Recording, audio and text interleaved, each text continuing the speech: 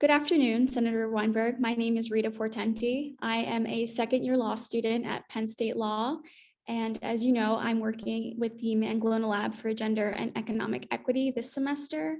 I have with me today Senator Loretta Weinberg.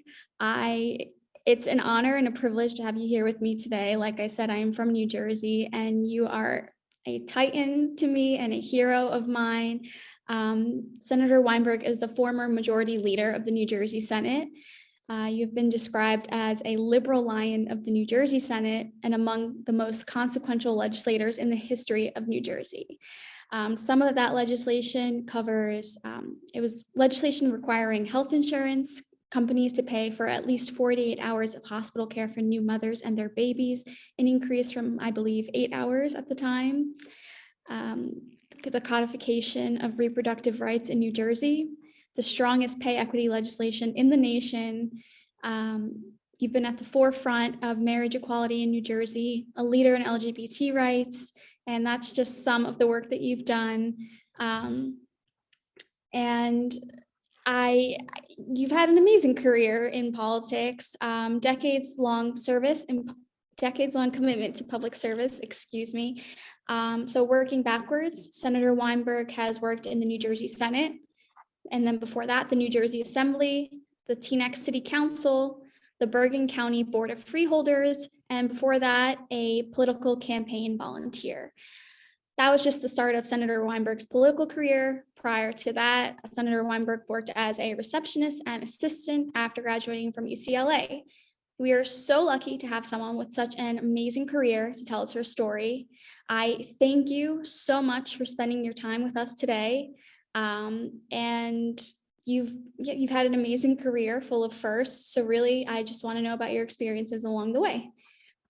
With that, if it's okay with you, I'd like to begin with your childhood.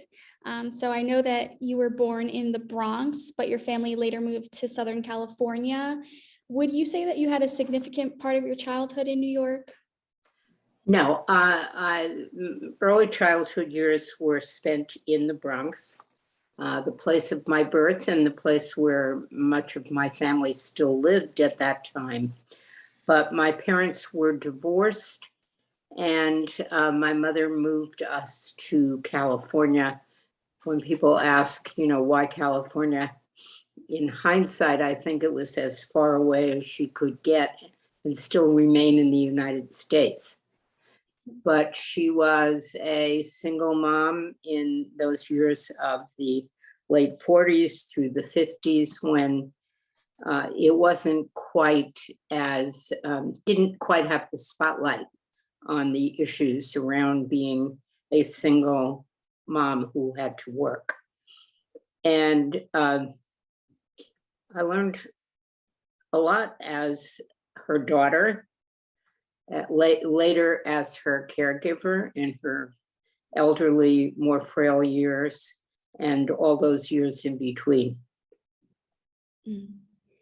And I know that you said in another interview that you were asked about, I guess, the difference between your experiences in the Bronx and California, and you said that in some respects you felt your experiences had been ameliorated because there were more families with divorced parents in California. Can you talk a little bit about what you meant by how your experiences had been ameliorated? Yeah, where I was born and where my extended family, aunts, uncles, cousins, etc., lived in the Bronx, divorce was not a word that was heard very often around our kitchen tables. So I think my parents might have been the first parents or the first couple in my family, extended family, who actually went through a separation and a divorce. So we were kind of considered an oddity in many ways. And I know some of my older aunts sometimes used to get teary-eyed over even discussing it.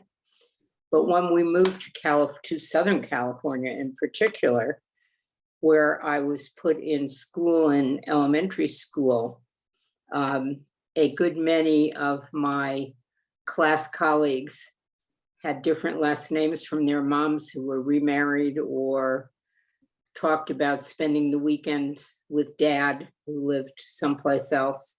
So it was a much more common theme. Okay. And did you have siblings that moved with you and your mother to California? Yes, I have. I have both of them have passed on. My sister was 10 years older than I, so almost engaged to be married when we moved at a very young age. I was about 9 and she was 19.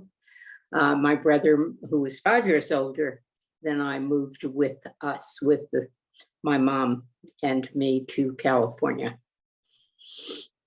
And I guess, what was your relationship like with your siblings? I had an excellent relationship with both my siblings. They were comparatively a lot older than I. As I said, my sister was 10 years older than I, and we laugh about times when I was 6 and she was 16. And my early memories of was this weird person who liked to go to her room a lot. But so, kind of this oddball in my family. At least that was my 6-year-old remembrance. But as our ages equaled out, we became very close as adults, as siblings. And it's a relationship I miss. My brother was the archetypical big bro. And we often laughed about a few scrapes that he bailed me out of over the years by interceding. He had a wonderful sense of humor, could make everybody laugh at the appropriate time. He has 2 sons with whom I am very close, my 2 nephews, and my nephew's 3 sons. So a lot of boys in his family, and they are part of my extended family. Mhm. And how was your relationship, I guess, between your siblings and your parents? I guess, do you think that they treated you all the same? I just repeated this story yesterday to somebody. As I explained, I was the youngest of the 3 of us, and the youngest, by a number of years. So I grew up, having my mother say to me on more than one occasions, "I'm so glad I had you. I'm glad I still have a baby at home." Those kinds of things. So in looking back, I think maybe, armchair therapy, that gave me a sense of self-confidence, of being wanted and appreciated. And because I grew up with that kind of mantra that my mom was very glad she had me and that I was part of this family. So, we have the usual mother and daughter screaming fights, particularly during adolescence.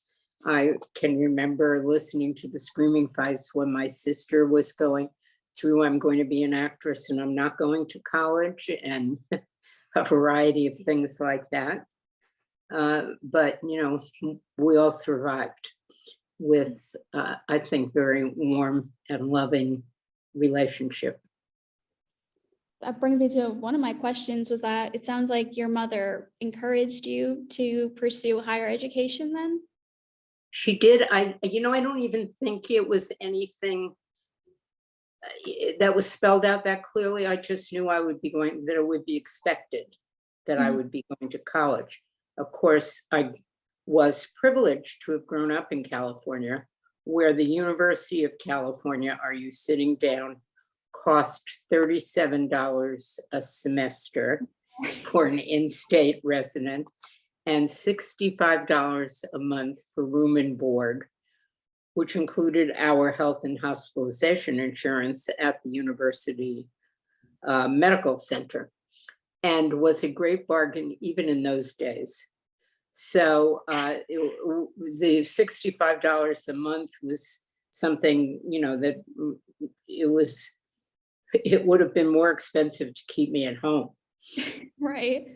So, and one of the things I remember when I took the train from Los Angeles up to Berkeley to start college my freshman year, and I somehow remember being dressed up in a suit and high heels, which today, when I look at my granddaughter, who's at the University of California at Santa Cruz, spending a lot more money than $37 a semester, you know, in her bare midriff and scraggly jeans. Some of that has changed. Right. That's very funny. Sorry, I was not expecting those numbers. Well, that's why I said, I hope you're sitting down. Yes. And it was a bargain even in those days, Rita. It was considered a bargain. And Berkeley, as we, particularly at Berkeley, I went there for 2 years and then transferred down to UCLA.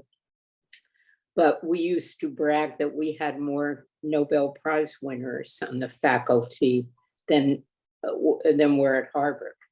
Mm-hmm. So it was, the University of California was a wonderful institution then, and right now much more competitive and hard to get into and all the other things. And they don't wear business suits and high heels anymore. I think that's a good thing, maybe. Yeah, I agree. But, how did you decide to go to Berkeley? Excuse me. You know, I remember going through the whole college thing and thinking about, I don't know why, about Sarah Lawrence, which back in Bronxville, New York at that point. But I think it was a combination of being able to go away and afford the experience, mm-hmm. and not have to go into debt in order. College loans were kind of unheard of, but then they weren't needed either. So that was a decision that you made mostly by yourself, not with, I guess, family or maybe. I think certainly with my parents. Mm-hmm. Even though my parents were divorced, my father was a strong figure in our lives and did contribute financially to, not a great deal, but contributed financially to us as kids. And I'd like to get into, I guess, your dorming experiences soon, but I just wanted to ask, did either of your parents go to college? No. Okay. Neither of them did. Nor did my sister, who I, made that little remark. She did go to the American Academy of Dramatic Arts, much against my mother's good wishes, but she did. So. Okay, so you were the first in your family. My brother took time out. He was in the Korean War. And when he came back from the Korean War, went back to school and did graduate from UCLA. I graduated first because I didn't take those few years out to serve in the Army. And, when you graduate and you go through the actual ceremony, you don't get your real diploma because they haven't totaled up all your credits and stuff yet.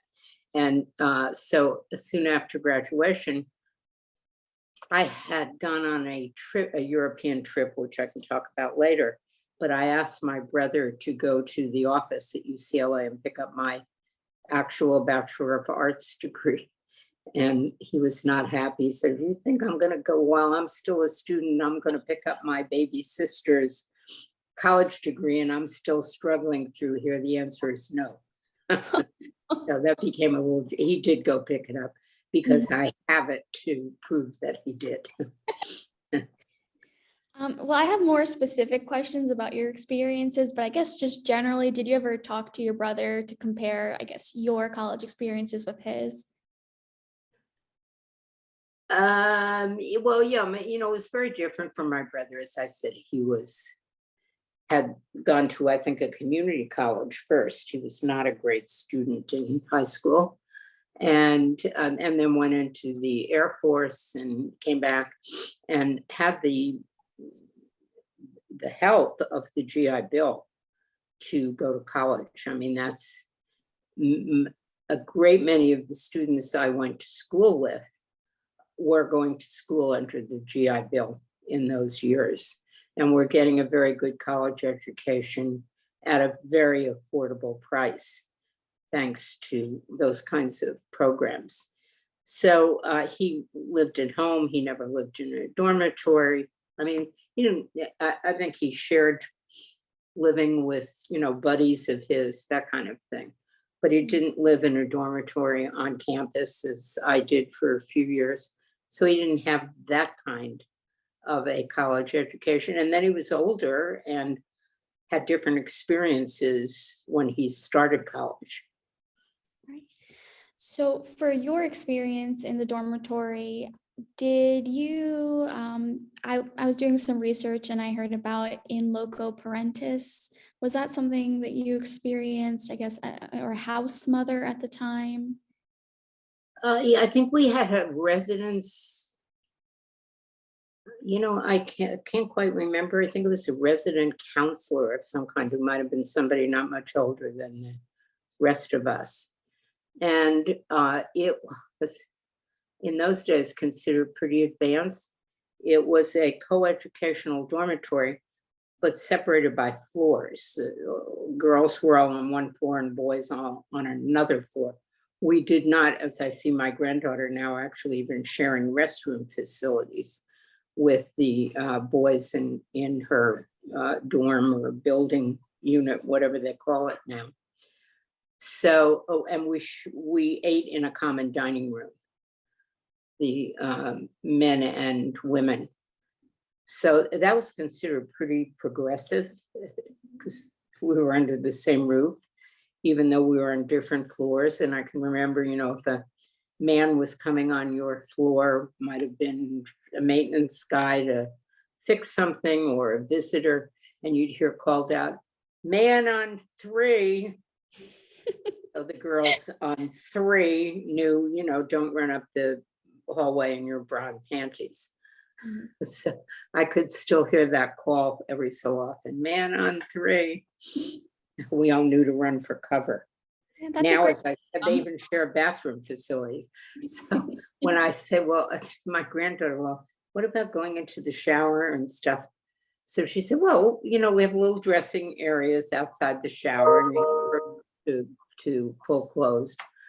And she said, I've been sharing a bathroom with Jonah for the last 17 years, her younger brother. So, so yeah, I guess that's true. So. And so I think I know my answer, but did you have any policies, I guess, about a dress code or signing in and out of the building? Yeah, we had sign outs. You signed out, so they kind of kept track of you, that you had left and never returned, so that there was some, paper trail. And weekend lockouts, in other words, the doors were locked, was 2 a.m., which was pretty advanced even then. I know when I would go home on vacations and I started coming home at midnight, I used to kid my mother when if I came home at 10 o'clock at night, she could say, she had a funny way of rounding out numbers. She could say to me, "What do you mean coming in at almost 12 o'clock at night?" I'd say, well, you're kind of rounding the number out pretty large here. But I don't have to be until 2 a.m. when I'm at school. And she used to say to me, when you're at school and I don't know about it, it's different than when I'm home and I know about it. So yeah, so we had lockouts, liberal as they were. I think they were much more stringent during the week. And they did sort of keep track of us. And was it the same for the men and women in the dormitories? I'm guessing, well, I don't know the answer to that question, nor at that point in my life would I have thought of asking. Right. So, this was I graduated college in 1956, started in 1952. So this was pre a lot of things and a lot of laws with which you have grown up. Mhm. So it was very different. And, not only do I not know how different it was, but I was pretty uninitiated even to think about asking or Mm. noting. Yeah. Well, with those, I guess, liberal policies in the dormitories, I'm curious about the classroom experiences as well. Would you say that it was pretty balanced in terms of classmates that you had? I guess, what was the makeup of your classrooms? Yeah, I don't think that I ever felt as a quote girl that I was having a different classroom experience with my professors. I've told this story before. I had a history professor at Berkeley.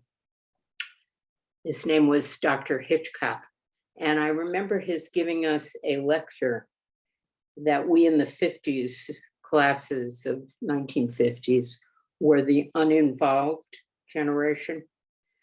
And that he had gone to college in the 30s when there was, according to him, a lot of student activism. And this was kind of a lecture about what's wrong with you. Why are you all uninvolved? Now, this is the 1950s at Berkeley.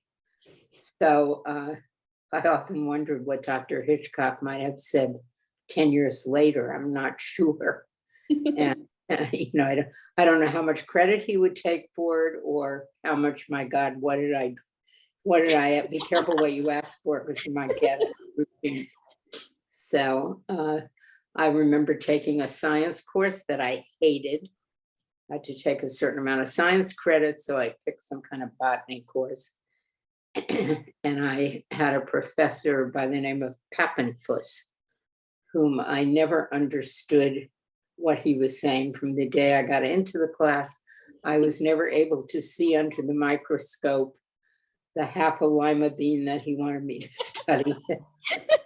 So, I think both Professor Pappenfuss and I agreed that the sciences would not be something that I would embrace. Well, you have other skills though, so that was good. I don't think you needed science. I got through without really learning about the life cycle of a lima bean. Yeah.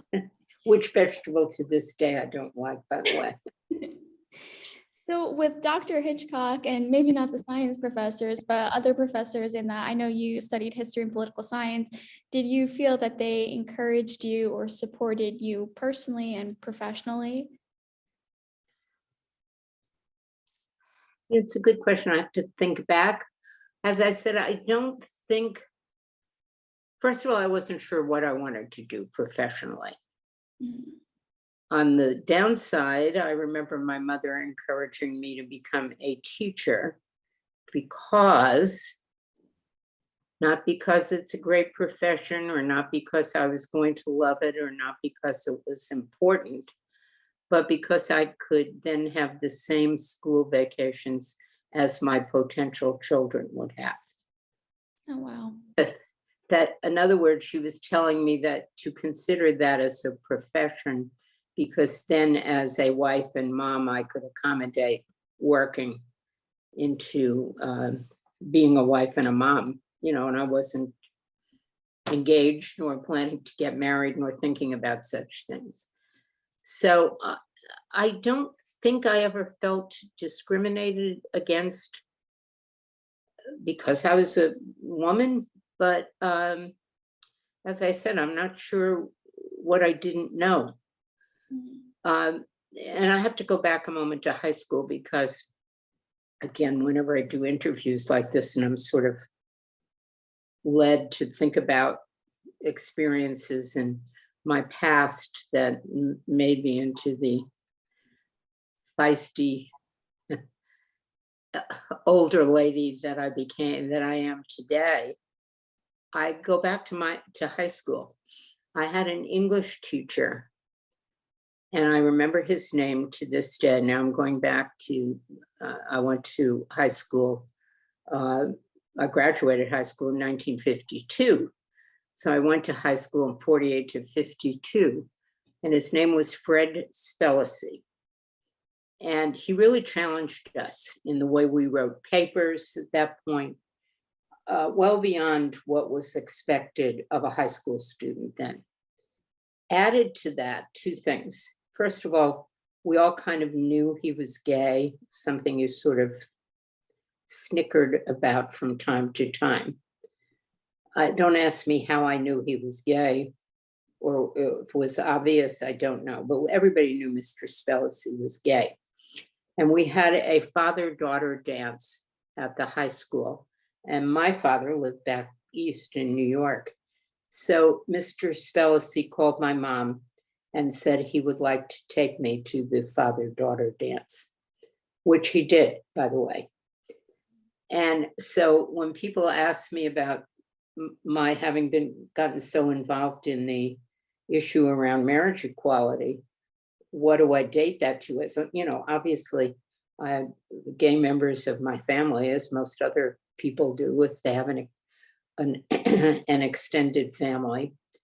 So they're people I know and love, and wanted to make sure they had the same rights as the rest of us. But I think it goes back to Mr. Spellacy too, and how he challenged me as a student, as well as being obviously interested in whatever was going on in my life, to the point of asking to take me to the father-daughter dance. So the fact that I remember his name and I remember writing all these papers means it had a pretty profound, he had a pretty profound impact on how I felt about life in general. And I really should have called, in my own mind anyway, the Marriage Equality Act should have been called, parenthesis, the Fred Spellacy legislation, New Jersey version. Well, I think that in sharing his story, that's another way, I guess, of keeping his legacy.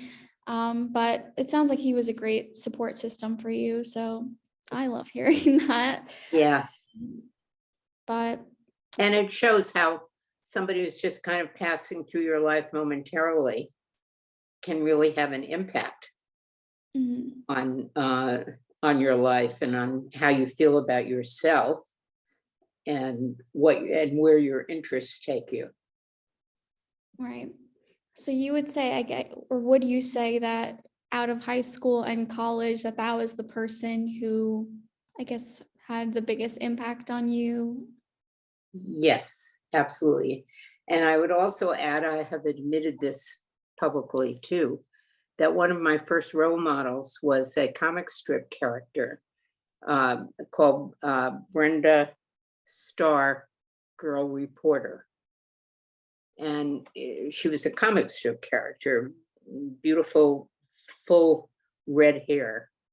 And she had a lot of adventures as a newspaper reporter. So that too kind of intrigued me. So I had Fred Spellacy and Brenda Starr, Girl Reporter. Do you know why? What was it about Brenda Starr? Because she's a fictional character. What was it that spoke to you? Because she led this kind of interesting life, getting in, as she got involved in all these stories she was reporting on. She was a newspaper reporter, which is something I thought about being at some point. Because I said, I have admitted publicly, okay, one of my role models was a comic strip character. So you never know. And this is why it also is so important to be inclusive when we are, whether we're talking about pop culture or a board and commission or a private company's board of directors, to have role models, to have people that each of us could identify with. So it wasn't Brent Starr, male reporter, it was Brenda Starr, girl reporter. And I guess just the idea that girls could do things like that. whereas the men reporters were always pictured, with the hats and cigarettes hanging out of their mouths. So, as I said, just proves why inclusiveness is so important for each of us to have people we can identify with. Mhm. Were there any women reporters at the time that you knew of?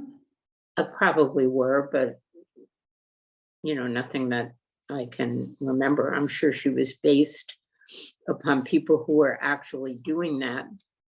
I worked for our high school newspaper. I kind of signed up for that sort of thing.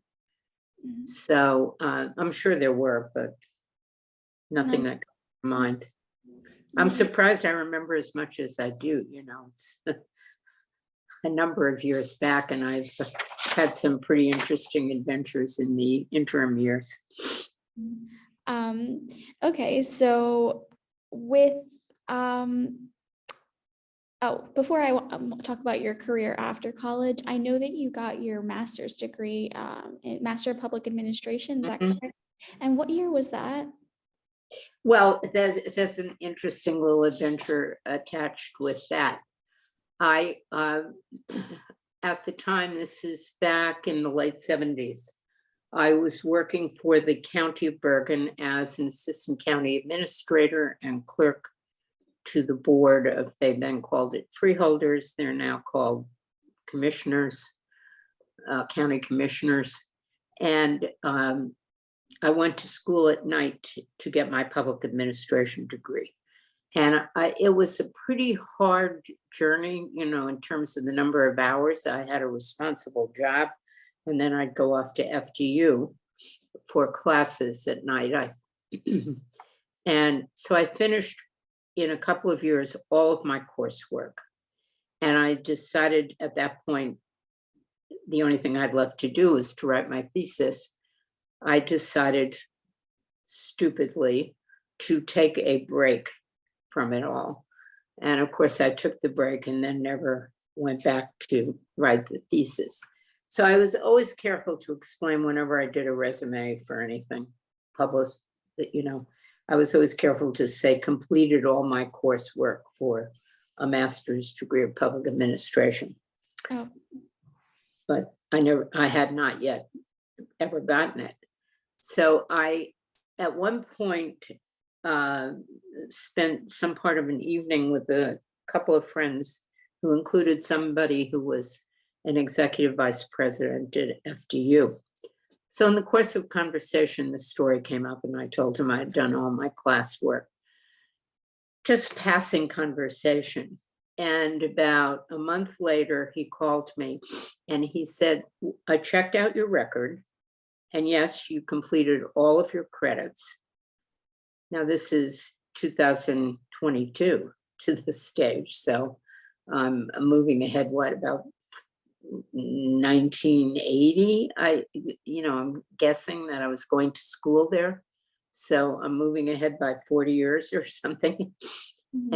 And he said, and so I met with whoever at the public administration school, and we decided that your 30 years of public service qualified as your thesis. That's incredible. And so we are going to award you, and I'm looking up at it, it's hanging up on my wall here.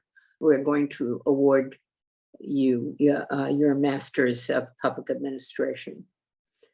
So yes, I got an MPA, but there was like 40 years in between finishing classwork. It paid off that you took a break. Yeah. I had to do 30 years of public service it might have been easier to write a thesis, but not nearly as interesting and exciting. Okay. So your career after college, then I know that you moved to New York after, so this is about 1956, and I know that you went to an employment agency. Did you try to look for jobs on your own at first, or was that your first step in looking for jobs? When I graduated college, I had worked part-time in college. worked part-time at a nursery school, preschool. I've worked as an usher in a movie theater where we had to serve time behind the popcorn machine. So I'd always worked part-time. But when I graduated college, I had saved money and I went to Europe with a friend of mine. And I tell people we hitchhiked through Europe, but not where you stood on a roadway and put your thumb out. You would go to American Express office, wherever, let's say in Brussels, and say, I want to ride to Paris. And if somebody was driving to Paris, they'd contact you, and exchange for sharing expenses, they take you. So I said I hitchhiked through Europe with this friend of mine in the years before I knew about axe murderers. I hadn't come across that in my psyche. And when I came home from Europe, I stayed in New York because I knew if I had moved back to California in those years, I would have had to move back home. Mm-hmm. And I had a friend from high school here who agreed that she had room for me in her apartment. And so I also knew I had to get a job in order to support myself. So I went to an employment agency. And again, I look back and kind of laugh at my own stupidity or vagueness about life or no real long-range plans.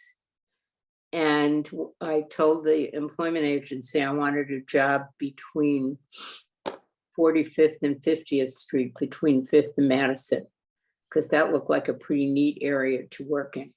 So I didn't even ask for a specific job. And I started out as a receptionist at a trade publication, American Aviation Publications. Did what it sounds like. They published a lot of magazines about aviation and eventually went from there to a job as assistant to the advertising manager at Scientific American magazine, mm-hmm. where which was a pretty neat place to work. It was owned and published by the Peel brothers, the beer people, P-I-E-L. And they were quite progressive. Now, don't forget, this is the 50s, not far after World War II, not that far after World War II.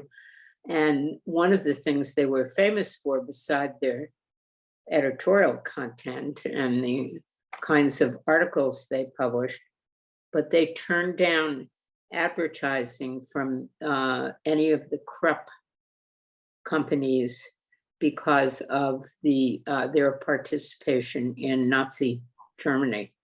Mm-hmm. So they literally put their collective mouths where their money was in this case. So it was really a pretty progressive organization to work for. And I worked there really literally up until about 2 weeks before I had my first child. And then I remember sitting with my husband as we worked out the mathematics of could I go back to work, figuring out commutation expenses, childcare expenses, et cetera. And it seemed, although I was earning what we thought was a pretty good salary in those days for a woman, by that time was starting to get through to whatever genetic material was functioning in my brain, that it was a good salary for a woman. Right. This was before the Pay Equity Act. Oh, yeah, there wasn't even language. Yeah, there wasn't even language to describe anything like pay equity. Mm-hmm. So anyway, it didn't turn out that mathematically, so there was not a discussion about, are you going to be happy? Are you not going to be happy? What do you want to do? It was, hey, this is just not going to work. It's going to cost money.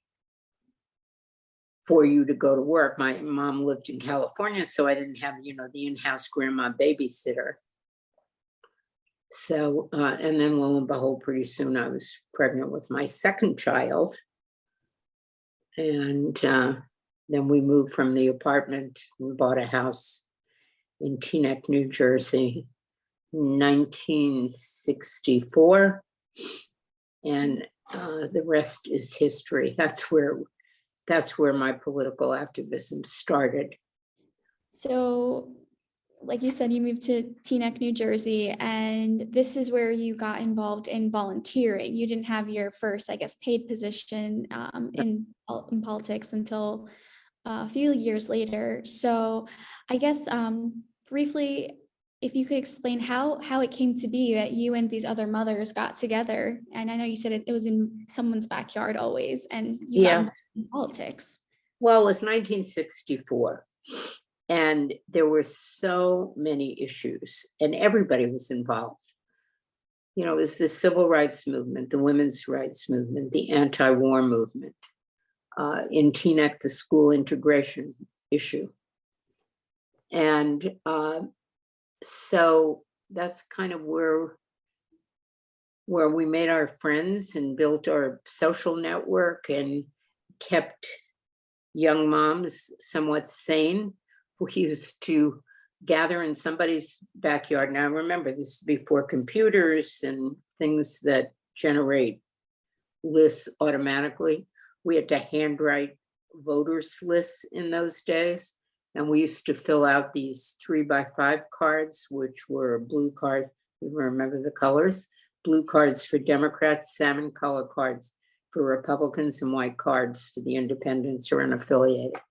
And we made up our own voters lists, and we used to sit in the backyard while the kids ran around and climbed trees or fought with each other or did whatever it was little kids did. While we worked on the issues that were important. And as I said, it was a myriad. Every time you turned around, there was another challenge. Now, I had moved to a community that was diverse, not necessarily integrated by neighborhood, but certainly diverse in terms of its population. Had an African-American population, a growing Jewish population. Today, as I say, Teaneck has everything from a mikveh to a mosque and everything in between. For a town of 40,000, that's pretty unique. So I got involved with the school board election, which became the referendum on the school integration issues, and in the civil rights and women's rights movements. As a volunteer, worked in all kinds of campaigns, too numerous to mention, some winning and some losing.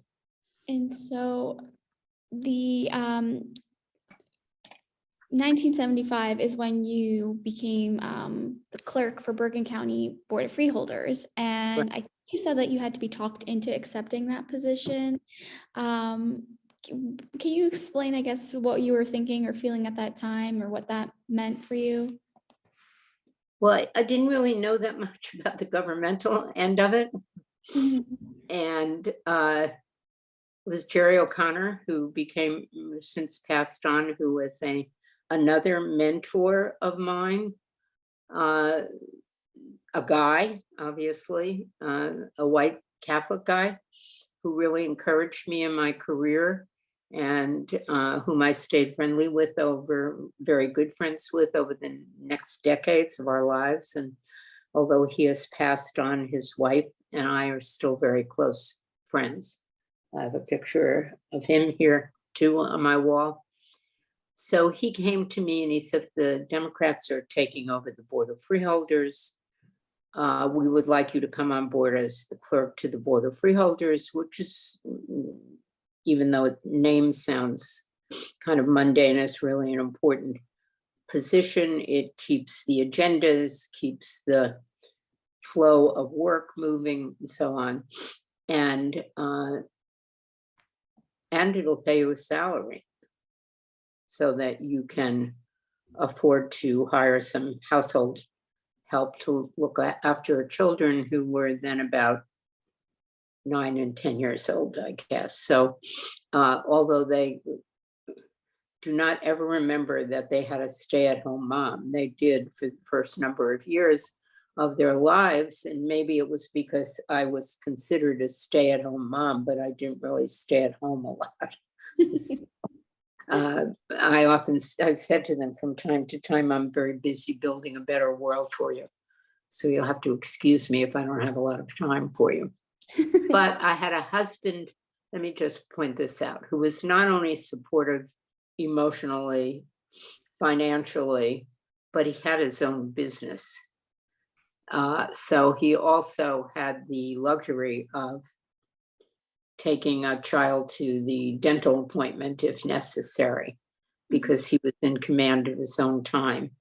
And so he was in some ways, a stay-at-home dad, and was never self-conscious about that.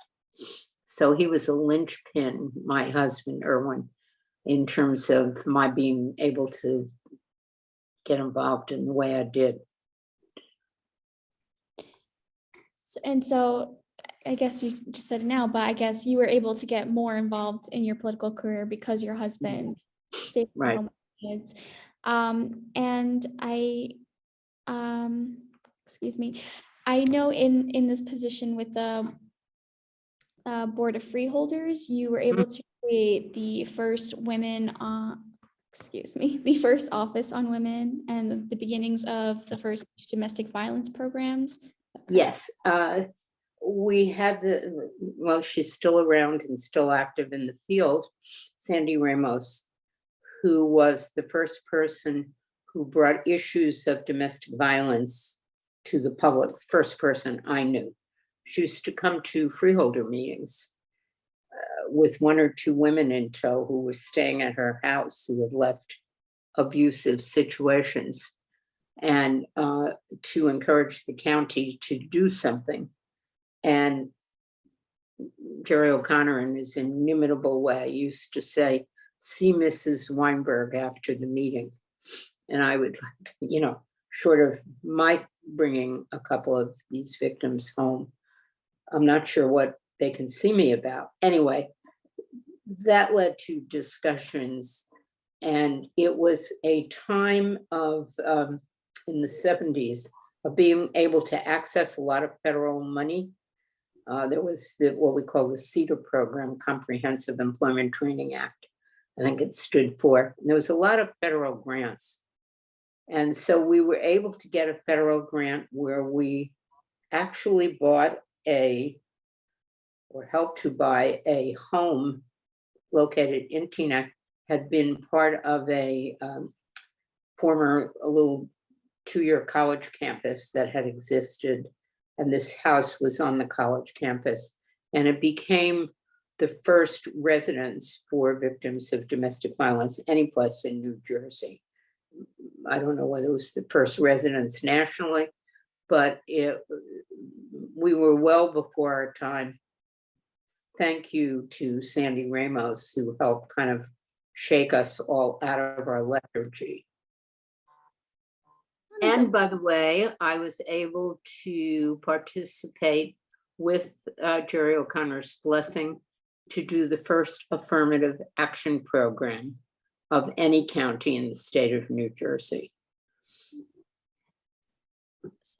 So that was one of my questions actually, and I think you did cover on it, but I guess what his mentorship was like for you. And it sounded like he really encouraged you and gave you the support you needed. Yeah, he would, if I come to him with a problem, his attitude was come up with the solutions, go for it. Okay, wow. And so it was the encouragement, the support, and the loosening of the cords or whatever to say, go do it. And you don't find that in a lot of leadership today. So he was a remarkable man. And because of that, he was able to preside over a very creative government. And I guess I became so aware of it when 25 years later, under many other regimes in the meantime, I was invited back to 25-year celebrations for the Office on Women, for a whole variety, the first senior office, et cetera, that I had participated in all of that 25 years before. And this role you had until, so it was from 75 until 1984. Then in 1990, I heard you say in multiple interviews that you felt that your kids were grown so you could finally run for election. So I just wanted to ask, because it sounded like even though you had at-home care, you still felt some need to wait for your kids to be grown before you could take that leap. Is that true? That is partially true, but it was also, I think, a combination of the particular time, the particular opening to be able to run, whatever the political climate was around 1990, although it changed drastically. So it just seemed to be the right time to and that I had the confidence to actually do it. As I said, I had spent so many years working for other people who very often disappointed me, that I decided I might as well try to do it myself. Then if I'm going to disappoint anybody, it'll be me. So it was a combination of all of those things.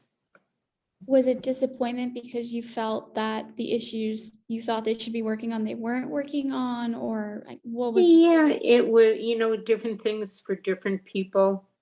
Mhm.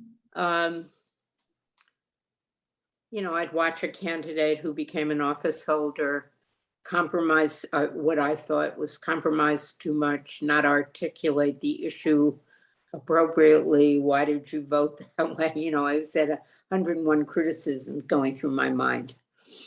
So I just decided it was time for me to actually do it and take the step, not knowing we have nonpartisan elections in Teaneck. They were in May at that time, although we've moved them to November now. That I filed for office in March of 1990.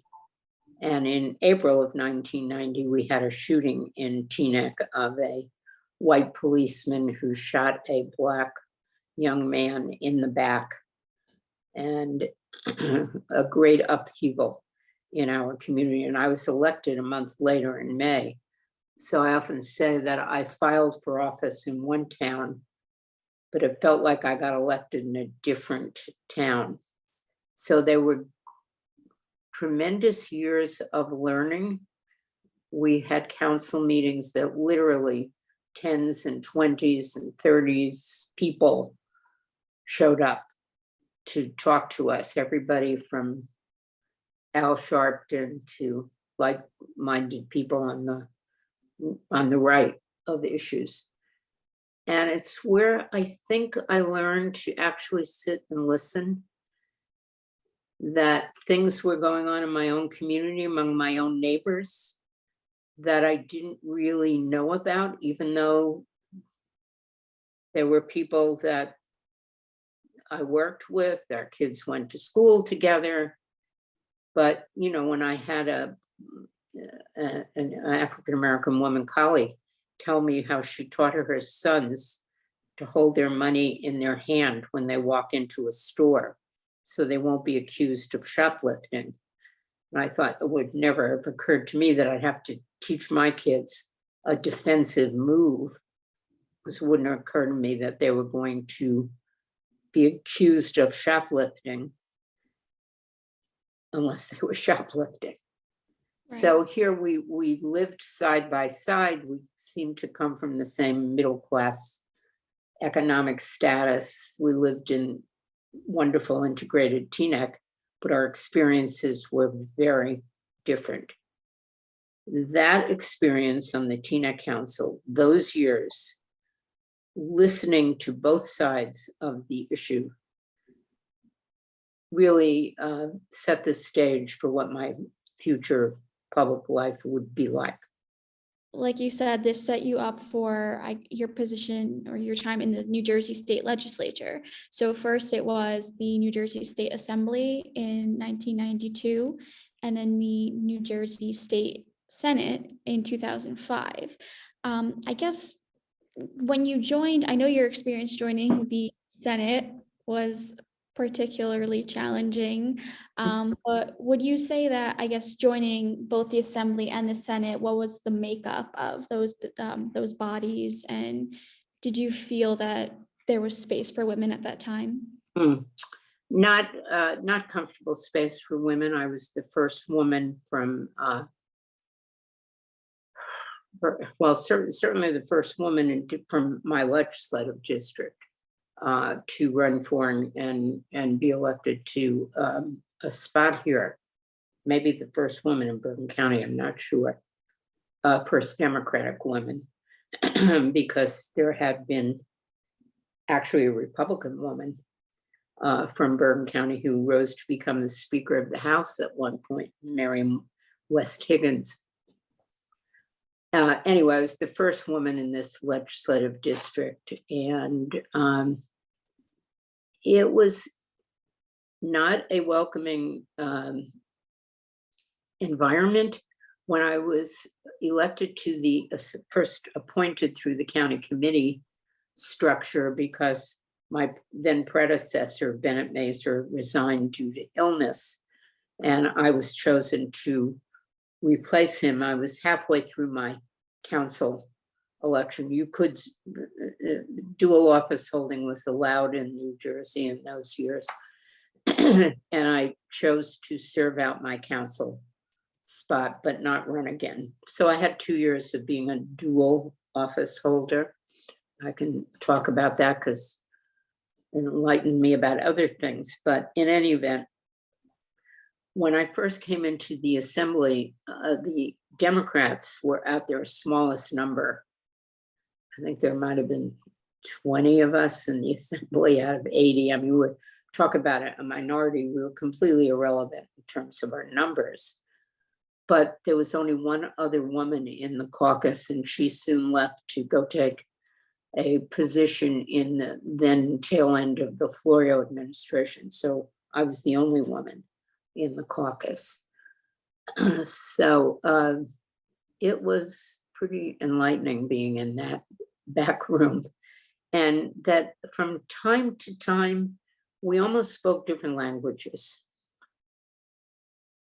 So I remember having to leave a caucus because there was some kind of a meeting of a committee that had asked to meet with me on displaced homemakers.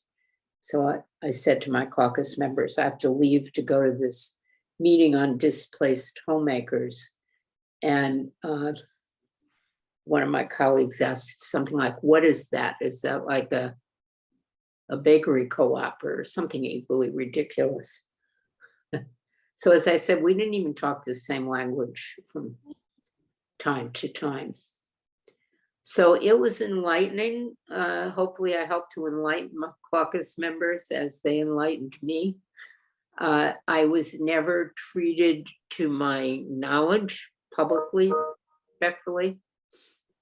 But it took a long time until we started to get other women into our back rooms. And did you feel that, I guess, this difference of language, how did that affect, if it did, your ability to work on legislation, to get bills passed, I guess to work? You know, I always say it's my own life experiences. It was being the daughter of a frail elderly mother and knowing what it requires to take care of a loved one in your family without a lot of financial resources. It was being a wife, giving birth. When I gave birth to my children, you got 5 days in the hospital. Fast forward, I'm sitting at a legislative hearing about drive-through deliveries. that, you check in the morning, you have the baby at noon, and by midnight they tell you, okay, go home. Learning about, thankfully I didn't go through it personally, but I certainly knew enough people who had, to require insurance companies to pay for 96 hours for aftercare for a mastectomy patient, where I remember one doctor sitting opposite us and saying, you don't need to be a brain surgeon to change a dressing. And I can see your eyebrows raised. I literally wanted to jump over the banister that separated me from him and, give him a few lessons on changing a dressing when you had just had a breast removed. So as a woman, I just had a more innate understanding of the issues that were brought before us, either because I experienced it. My husband died of cancer, so I had the unfortunate experience of going through caring for a loved one. I was able to visit his hospital room and make decisions on his behalf without being required to show you my marriage license. Whereas I saw gay couples who had been together for 20, 30, 40 years, where the gay partner of the patient could not go into that hospital room because he or she was not married under our state laws. So those were all the experiences that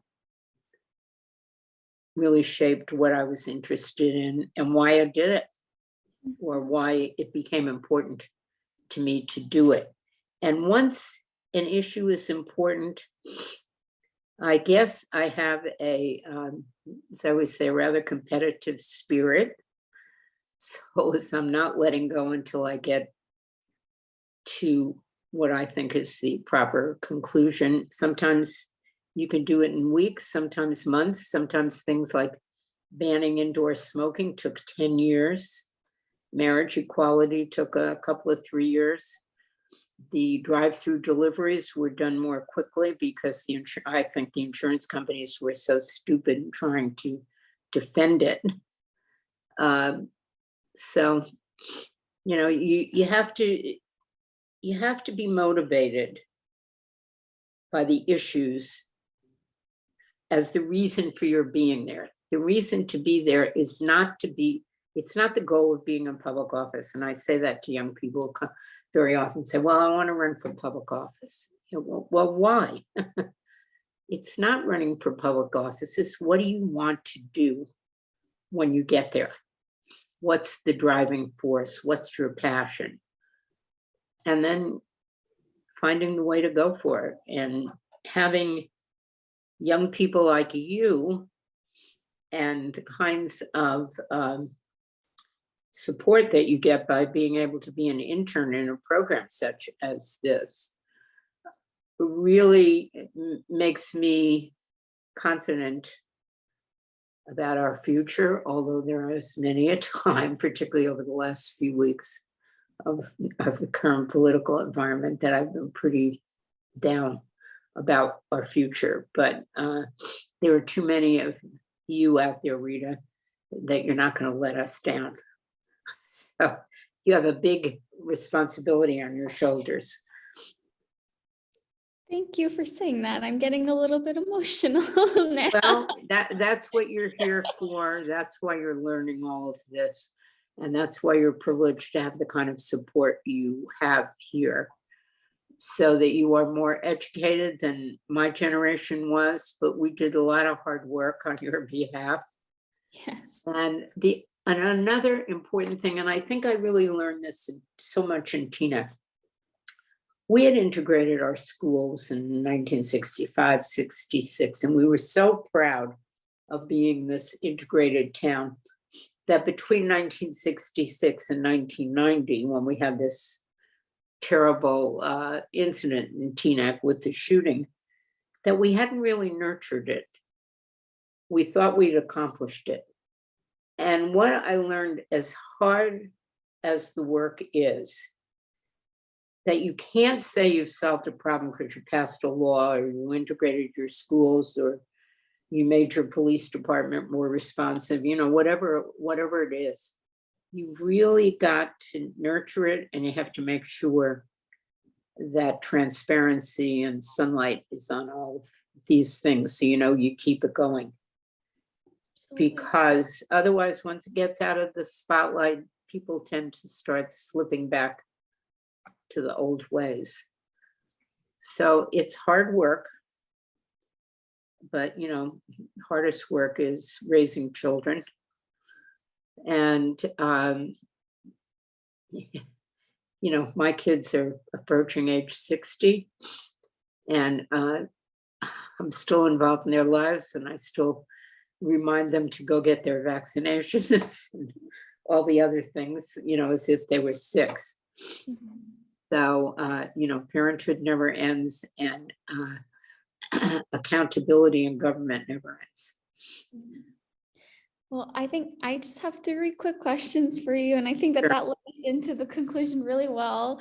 I know that you've said, we talked about your incredible legislative history, and you've been a champion, and I thank you personally for women's rights and for all marginalized people in New Jersey, nationally as well, but specifically in New Jersey. And I know that you've said that your motivation, which you just touched upon now, but your phrase has been, it's time to release vitamin C and a dose of hostility. Yeah. I love that. I want that on a t-shirt. So I just wanted to ask you, I guess, if you could explain what that means to you, the vitamin C and the hostility. Yeah, people often ask me, what is the success for your longevity? What's the reason that you've been able to have a successful longevity? So I always say, I think it's timed release vitamin C. And remember, it has to be timed release, and a good dose of hostility. So it's a combination of both of those things. So take timed release vitamin C, and then be a little hostile about things. And be willing to take a chance. I developed a mantra in my own mind, I think. I mean, sometimes we all are nervous.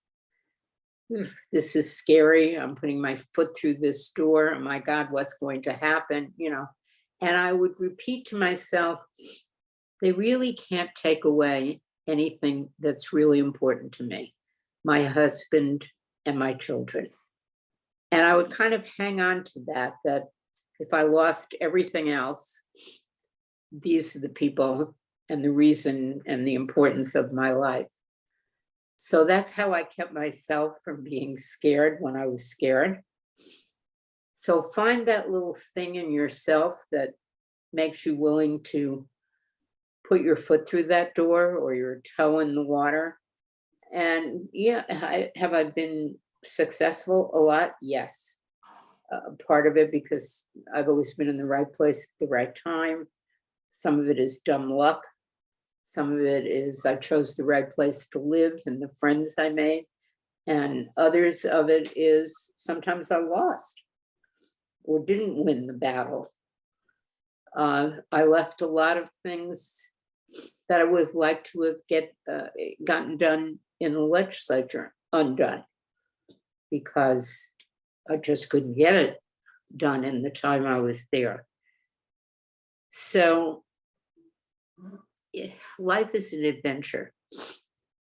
And if you can do something positive and have an adventure at the same time, I could not ask for having a more satisfactory life than I've had. I could have asked for my husband not dying of cancer at a younger age. There are other things I could have asked for, but in terms of my life's work, it brings a smile to my face, even when I'm aware of what I wasn't able to do. I think that if anyone accomplished even a fraction of what you've been able to do, we would all be happy with that too. So with that, my final question is, with everything that you've been able to accomplish, the incredible career you've had, and the monumental impact you've had on so many people's lives, what would you tell your younger self? To have gone to law school. Really? That's the truth. I was always, in fact, when I decided to go back for the MPA, I thought about trying law school, but then I thought that it would just be too much for me with working full time and the kids and so on. But that's what I would have told my younger self. I would have become a lawyer. I think it is great training for whatever you want to do, even if it's not practice law, that I see so many young lawyers don't want to do. But it's great training. Maybe you get to be a Supreme Court justice someday and solve those, or help put forth solutions to those big problems that affect us. So to my younger self, I'm looking at you, Rita. You're there.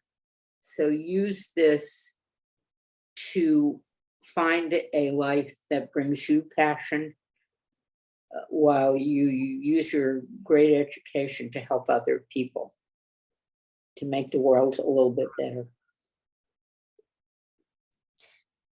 I hope to do that. That is my goal. I would also like to work in public service, and hearing you talk today, hearing about all of your experiences, it's so inspirational, and that's the type of hearing that really motivates me. So thank you so much for speaking with me today, for taking time to share your story with us.